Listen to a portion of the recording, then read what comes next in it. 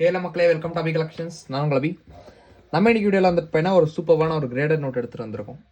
நம்மளோட இன்னொரு சேனலில் பார்த்துருப்பீங்க ஒரு 67 கிரேட். அதே மாதிரி இது ஒரு 66 கிரேட், பட் ஒரு ரேரஸ்ட் நோட்.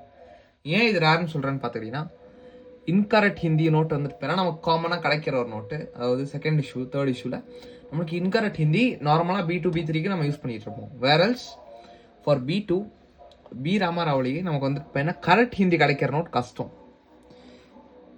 உங்களுக்கு வந்துட்டு நான் நியர்பையில் காட்டுறேன். ஸோ கரெக்ட் ஹிந்தியா இன்கரெக்ட் ஹிந்தியா நம்ம இங்கே தான் செக் பண்ண வேண்டியதாக இருக்கும்.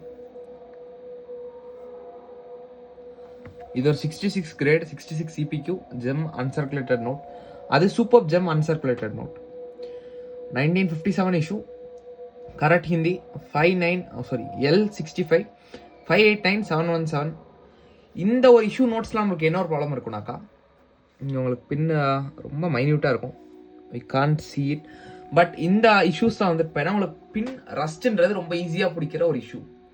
ஸோ உங்களுக்கு இந்த ஒரு இஷ்யூவில் 66 கிரேட் கிடைக்கிறது கஷ்டம். பிகாஸ் ஒன்லி 17 நோட்ஸ் வந்து எக்ஸிஸ்டிங்கில் இருக்குது 66 கிரேடில்.